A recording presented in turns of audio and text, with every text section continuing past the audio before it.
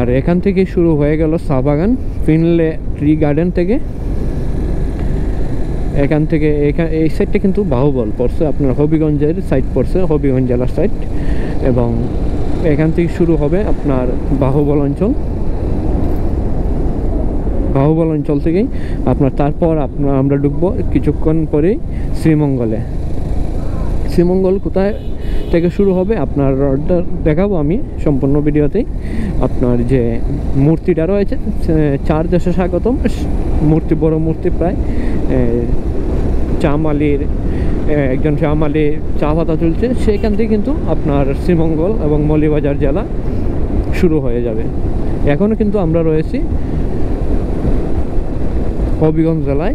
হবিগঞ্জ জেলায় কিন্তু অনেক জায়গা নিয়ে আপনার চা বাগান, আপনার বিস্তৃত এলাকা নিয়ে কিন্তু চা বাগান অবস্থিত। যেমন আপনার বাহুবলের চা বাগান রয়েছে, তারপর সোনারঘাট, আপনার সোনারঘাট তো আপনার এটা ঢাকা যেতে পারে আপনার মাধবপুর সাইড, সেই সাইটেও কিন্তু অনেক চা বাগান রয়েছে। মাধবপুরেও কিছু অংশ চা বাগান রয়েছে এবং বাহুবলে কিন্তু বেশ অংশ নিয়ে কিন্তু চা বাগান। এই দেখেন আঁকা বাঁকা রাস্তা ধরে কিন্তু শ্রীমঙ্গল যেতে হয়। আপনারা তো অনেকেই যারা ভিডিও দেখবেন তারা তো অবশ্যই একবার না একবার এসে গেছেন শ্রীমঙ্গলে। এবং শ্রীমঙ্গল জায়গাটা কিন্তু অনেক সুন্দর জায়গা। এই দেখেন এটা হলো বিরতিহীন, এটা সিলেট, হবিগঞ্জ টু সিলেট। এই রাস্তা ধরে কিন্তু হবিগঞ্জ টু সিলেট, তাই এই বাসটি আসছে সিলেট থেকে, এখন যাবে হবিগঞ্জ। আর আঁকা বাঁকা রোড, একটু সাবধানে ড্রাইভ করতে হয়। আপনার কক্সবাজার যেতে যেরকম আঁকা বাঁকা রোড, সেমভাবে কিন্তু এখানকার রোডগুলো কিন্তু আঁকা বাঁকা রোড। এই দেখেন অনেক পর্যটকরা এখানে এসে কিন্তু ছবি তুলে, এবং এখানে কিন্তু আসে অনেকে কিন্তু ছবি তোলার জন্য, বিশেষ করে ছবি তোলার জন্য এবং ঘোরার জন্য মনের শান্তি একটার বিষয় আছে। এখানে আসলে কিন্তু আপনার কিন্তু মন ভালো হয়ে যাবে। এবং এই সময়টা কিন্তু পর্যটকদের আনাগোনা বেশি হয়ে যায় এই শ্রীমঙ্গলে।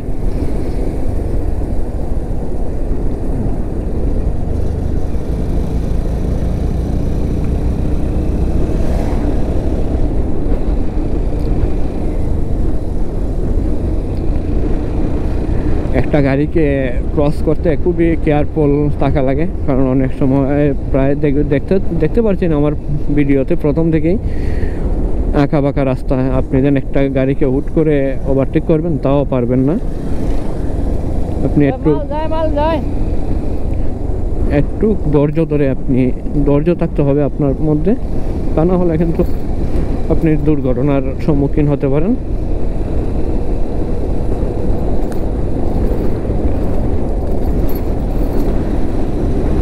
খুব কেয়ারফুলি ড্রাইভ করা লাগে। আপনার অনেক হঠাৎ করে দেখবেন উঁচু স্থানে উঠা লাগে, তারপর আবার হঠাৎ করে দেখতে পাবেন নিচু স্থানে নামা লাগে। এভাবে কিন্তু শ্রীমঙ্গলের রাস্তাটা, আপনার সম্পূর্ণ রাস্তাটাই আপনি বাহুবল থেকেই কিন্তু শুরু করে আপনার পিংলে সাব ও রশিদপুর গ্যাস ফিল্ড, এটা রশিদপুর গ্যাস ফিল্ড এই সাইড এটা। এবং এটা রশিদপুর গ্যাস ফিল্ড কিন্তু হবিগঞ্জের মধ্যে পড়ছে, আর এটা কিন্তু সম্পূর্ণটা পিংলে চা বাগানের আন্ডারে পড়ছে। দেখেন কত বড় গ্যাস ফিল্ড। হবিগঞ্জে কিন্তু 2টি গ্যাস ক্ষেত্র, একটা হলো প্রথম ছিল আপনার হলো বিবিয়ানা গ্যাস ফিল্ড, সেটা কিন্তু বৃহত্তম আপনার এশিয়া মহাদেশের মধ্যে 2য় বৃহত্তম gas field Bibiyana gas field. আর দ্বিতীয় হলো আমাদের এই রশিদপুর গ্যাস ফিল্ড। এটা কিন্তু 2007-8 নাগাদ মনে হয় সম্ভবত এখান থেকে গ্যাস ক্ষেত্রটি আপনার আবিষ্কার হয়, এখানে আবিষ্কার হয়। এবং এর আগে কিন্তু হবিগঞ্জে ছিল শুধু 2001 সাল নাগাদ বিবিয়ানা গ্যাস ফিল্ডটি আবিষ্কার হয়েছিল।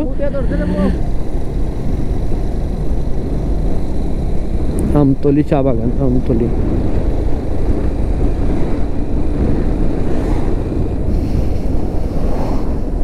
আপনার আপনার কিন্তু যেতে যেতে সম্পূর্ণ এই শ্রীমঙ্গল যাওয়ার আগ পর্যন্ত কিন্তু আপনি শুধু চা বাগান আর চা বাগানই দেখতে পাবেন।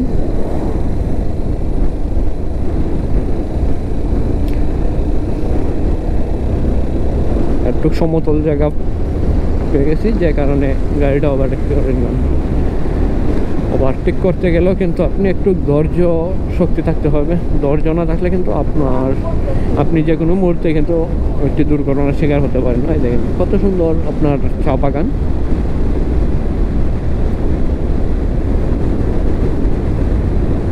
এখনও কিন্তু আমরা হবিগঞ্জের মধ্যে রয়েছি, হবিগঞ্জ বাহুবল এই অঞ্চলটি। আর সামনে গেলে আমরা পেয়ে যাব শ্রীমঙ্গল এবং মৌলভীবাজার জেলা, একটু সামনে এগুলি। আর এইগুলো এই সামনে গাড়িটা দেখতে পাচ্ছেন আপনারা, এগুলো বলে জিপ গাড়ি, এবং আমাদের গ্রাম এলাকায় এগুলোকে বলে থাকে ছান্দের গাড়ি। এগুলো কিন্তু এখন সচরাচর আগে দেখা যেত গ্রাম এলাকায়, কিন্তু বড় বড় গাড়িগুলো এখন কিন্তু এই গাড়িগুলো কিন্তু এখন এই আপনার বাগান, যে বাগানগুলো রয়েছে চা বাগান, এইগুলোতে আপনার আসলে কিন্তু দেখা যায় এই গাড়িগুলো, জিপ গাড়িগুলো। আর গ্রামের ভাষা বলে থাকে এগুলোর নাম হলো আপনার ছান্দের গাড়ি। আর যাই হোক, আমরা একটু এগুলি কিন্তু পেয়ে যাব আমরা মূর্তিটি। সিলেট রশিদপুর, এটা হলো তেল ক্ষেত্র। এখানে কিন্তু সারা সিলেট বিভাগের তেল জমা হয়ে যায় থাকে এখানে। এখান থেকে কিন্তু আপনার স্টক যে সারা সিলেটের তেল এখানে কিন্তু স্টক হয়ে যায় থাকে। এখান থেকে কিন্তু সারা সিলেটে কিন্তু ট্রান্সফার হয়ে থাকে এখানে রশিদপুর তেল ক্ষেত্র।